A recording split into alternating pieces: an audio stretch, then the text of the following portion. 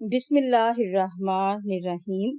عزیز طلبہ و طالبات، میرا نام مسز رشنا صدیقی ہے اور میں divisional public school and inter college Sahiwal میں بطور اردو معلمہ تدریس کے فرائض سر انجام دے رہی ہوں۔ عزیز طلبہ و طالبات، آج ہم جو سبق پڑھنے جا رہے ہیں اس کا عنوان ہے نسوء اور سلیم کی گفتگو۔ آج ہم نے آپ کے ساتھ جو موضوعات زیر بحث لے کر آنے ہیں وہ نسوء اور سلیم کی گفتگو کے الفاظ معنی اور مشقی سوالات ہیں، لیکن اس سے پہلے میں ضروری خیال کرتی ہوں کہ ہم سبق کے مصنف ڈپٹی نذیر احمد دہلوی کا تھوڑا سا تعارف دیکھ لیں تاکہ ہمیں آسانی پیش آئے۔ پیارے بچوں، نذیر احمد دہلوی 1831 میں ضلع بجنور میں پیدا ہوئے۔ والد کا نام مولوی سعادت علی تھا۔ ابتدائی تعلیم والد سے حاصل کرنے کے بعد دلی آ گئے، جہاں مولوی عبدالخالق کے شاگرد ہوئے۔ بعد میں دلی کالج میں داخلہ لیا۔ وہاں سے فارغ التحصیل ہونے کے بعد عملی زندگی کا آغاز کنجا ضلع گجرات میں ایک اسکول میں مدرس کی حیثیت سے کیا۔ تھوڑے دنوں بعد ڈپٹی انسپکٹر مدارس مقرر ہوئے۔ 1861 میں انڈین پینل کوڈ کے ترجمے کی وجہ سے پہلے تحصیلدار اور بعد میں افسر بندوبست بنے۔ سر سالار جنگ کے ایما پر انگریزی ملازمت چھوڑ کر حیدرآباد دکن کی ملازمت اختیار کی۔ ایک عرصے تک وہاں خدمت سر انجام دینے کے بعد ملازمت چھوڑ کر دلی آ گئے اور بقیہ زندگی یہیں گزاری۔ آپ کے ناول اصلاحی انداز کے حامل ہیں، کیونکہ ان سے انہوں نے مسلمانوں کی اصلاح کا کام لیا۔ اگرچہ ڈپٹی نذیر احمد کی مقصد پسندی نے ناول کے فن کو کسی حد تک متاثر کیا ہے، لیکن یہ مقصدیت ان کے اسلوب بیان کی لطافت اور چاشنی کو ختم نہیں کرتی۔ ان کی زبان علمی بھی ہے اور عوامی بھی۔ معاشرتی لطافتوں کے آئینہ دار محاوروں کا استعمال انہیں خوب آتا ہے، بلکہ اگر یہ کہا جائے کہ اس میں انہیں ملکہ حاصل ہے تو غلط نہیں ہوگا۔ بالخصوص عورتوں کی مخصوص زبان، محاوروں اور مکالموں کے وہ استاد تسلیم کیے گئے ہیں۔ نذیر احمد دہلوی کا شمار اردو کے ارکان خمسہ میں ہوتا ہے۔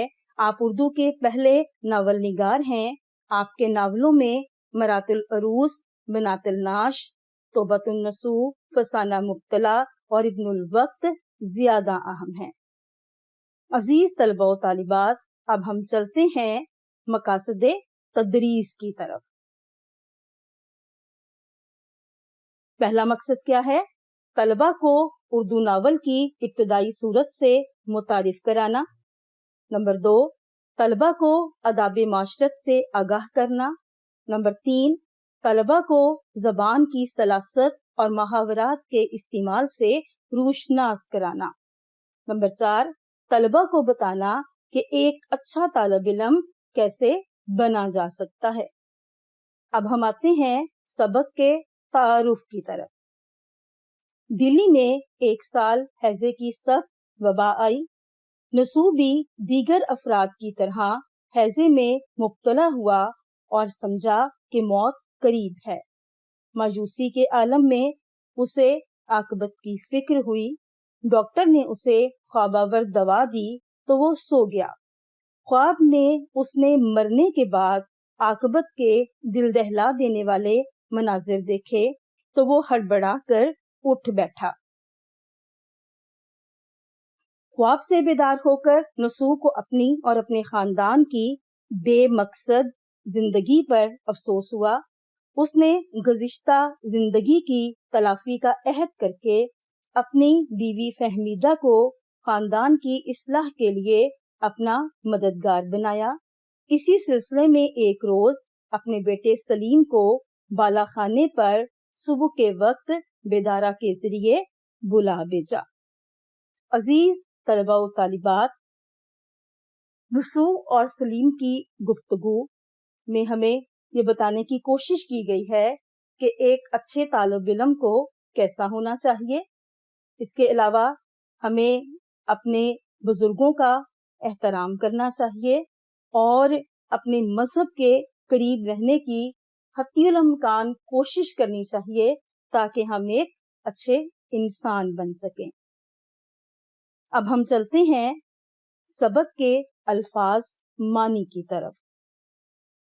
دلی ہندوستان کا مرکزی حکومت، عاقبت آخرت، خواب آور نیند لانے والی، ہڑبڑا کر بوکھلا کر، گزشتہ گزری ہوئی، تلافی کرنا ازالہ کرنا، کسی کا نقصان پورا کرنا، عہد کرنا وعدہ پورا کرنا، بالا خانہ اوپر کی منزل، صاحبزادہ بیٹا، خفا ناراض برہم، شطرنج ایک کھیل جس میں 64 خانے اور 32 مہرے ہوتے ہیں، معقول مناسب، مبتدی ناتجربہ کار، اناڑی کسی کام میں ماہر نہ ہونا، گنجفہ ایک کھیل جس میں 96 گول پتے اور 3 کھلاڑی ہوتے ہیں، مہرے گوٹ، دلی نفرت سخت بیزاری ہونا، چولیاں قمیض، کانوں کان خبر نہ ہونا، بالکل بھی علم نہ ہونا، کوڑیوں بے شمار، بہت سے، بتھیرے، آوازہ کسنا، چھیڑنا، کسی کو تنگ کرنا، منجلا درمیانہ، اموختہ پڑا ہوا سبق، بسر و چشم دل و جان سے، سر آنکھوں پر، زمین میں گڑ جانا بہت زیادہ شرمندہ ہونا، ندامت محسوس کرنا، دستور رواج طریقہ، نواسا بیٹی کا بیٹا۔ عزیز طلبہ و طالبات، امید کرتی ہوں کہ الفاظ کے معنی آپ کو سمجھ آ چکے ہوں گے۔ الفاظ معنی بہت زیادہ اہمیت کے حامل ہیں کیونکہ تشریح میں الفاظ معنی پوچھے جاتے ہیں، اس لیے الفاظ معنی کو آپ نے بہت توجہ کے ساتھ کرنا ہے۔ اب ہم آتے ہیں مشقی سوالات کی طرف۔ پہلا سوال ہے، بیدارہ نے سلیم کو جگا کر کیا پیغام دیا؟ جواب، بیدارہ نے سلیم کو جگا کر یہ پیغام دیا کہ صاحبزادے اٹھیے، بالا خانے پر میاں بلاتے ہیں۔ نمبر 2، سلیم کی ماں نے سلیم کے ساتھ نسوح کے پاس جانے سے کیوں انکار کیا؟ اس کا جواب ہے، سلیم کی ماں نے سلیم کے ساتھ نسوح کے پاس جانے سے اس لیے انکار کر دیا کہ اس کی گود میں اس کی لڑکی سو رہی تھی۔ سوال نمبر 3، سلیم اپنے بھائی کے ساتھ مدرسے کیوں نہیں جاتا تھا؟ جواب، سلیم کے بھائی کا امتحان ہونے والا تھا اور وہ صبح سویرے اپنے کسی ہم جماعت کے ہاں چلا جاتا تھا تاکہ امتحان کی تیاری کر سکے، اسی وجہ سے سلیم اکیلا مدرسے جاتا تھا۔ سوال نمبر 4، سلیم نے 4 لڑکوں کی کیا خوبیاں بیان کی؟ جواب، سلیم نے 4 لڑکوں کی یہ خوبیاں بیان کی۔ کوئی بڑا مل جائے تو اسے سلام کرتے ہیں، گردن نیچی کر کے چلتے ہیں، کبھی کسی سے لڑتے جھگڑتے ہیں، نہ قسم کھاتے ہیں، نہ جھوٹ بولتے ہیں اور نہ کسی پر آوازہ کستے ہیں۔ سوال نمبر 5، حضرت بی کون تھیں اور انہوں نے سلیم کو کیا نصیحت کی؟ جواب، حضرت بی ان 4 لڑکوں کی نانی تھیں، انہوں نے سلیم کو نصیحت کی کہ بھلے مانسوں کا دستور ہے کہ اپنے سے بڑا ملے تو اسے سلام کرتے ہیں۔ عزیز طلبہ و طالبات، امید کرتی ہوں کہ مشقی سوالات آپ کی سمجھ میں آ گئے ہوں گے۔ مشقی سوالات نحو کے پرچے میں بہت اہمیت کے حامل ہیں، کیونکہ یہ مختصر سوالات کی صورت میں 10 نمبر کے نحو جماعت کے اردو کے پیپر میں آتے ہیں۔ اس لیے آپ نے انہیں بہت توجہ کے ساتھ تیار کرنا ہے۔ یہ سبق کے اندر سے بھی آ سکتے ہیں اور جو مصنف کا تعارف ہے اس میں سے بھی آ سکتے ہیں، اس لیے آپ نے بہت ہی توجہ کے ساتھ ان کو تیار کرنا ہے۔ اب ہم چلتے ہیں اگلے سوال کی طرف۔ اگلا سوال ہے، متن کو مد نظر رکھتے ہوئے خالی جگہ پر کیجیے۔ سلیم کی عمر اس وقت کچھ کم ڈیش کی تھی۔ اس کا جواب ہے، سلیم کی عمر اس وقت کچھ کم 10 برس کی تھی۔ اگلا، میں اوپر ڈیش لینے گئی تھی۔ میں اوپر لوٹا لینے گئی تھی۔ نمبر 3، سورج سے ڈیش تو نہیں معلوم ہوتا تھا۔ اس کا جواب ہے، سورج سے کچھ غصہ تو نہیں معلوم ہوتا تھا۔ اگلا، سلیم ڈرتا ڈرتا ڈیش گیا اور ڈیش کر کے الگ جا کھڑا ہوا۔ اس کا جواب ہے، سلیم ڈرتا ڈرتا اوپر گیا اور سلام کر کے الگ جا کھڑا ہوا۔ اگلا، اگلے مہینے ڈیش ہونے والا ہے۔ اس کا جواب ہے، اگلے مہینے امتحان ہونے والا ہے۔ اگلا، شاید مجھ کو عمر بھر بھی ڈیش کھیلنی نہ آئے گی۔ اس کا جواب ہے، شاید مجھ کو عمر بھر بھی شطرنج کھیلنی نہ آئے گی۔ اگلا، بڑے بھائی جان کے پاس ہر وقت گنجفہ اور شطرنج ہوا کرتا ہے۔ اگلا سوال ہے، متن کو مد نظر رکھ کر درست جواب کی نشاندہی کیجیے۔ نمبر 1، سلیم کو کس نے آ کر جگایا؟ نصوح نے، بیدارہ نے، ماں نے، حضرت بی نے۔ اس کا جواب ہے، سلیم کو بیدارہ نے آ کر جگایا۔ اگلا، میاں اکیلے بیٹھے ہوئے کیا کر رہے تھے؟ شطرنج کھیل رہے تھے، کھانا کھا رہے تھے، کتاب پڑھ رہے تھے، لکھ رہے تھے۔ اس کا جواب ہے، کتاب پڑھ رہے تھے۔ اگلا، ماں کی گود میں کون سویا ہوا تھا؟ بلی، سلیم، لڑکی، بیدارہ۔ اس کا جواب ہے، لڑکی۔ سلیم ڈرتا ڈرتا کہاں گیا؟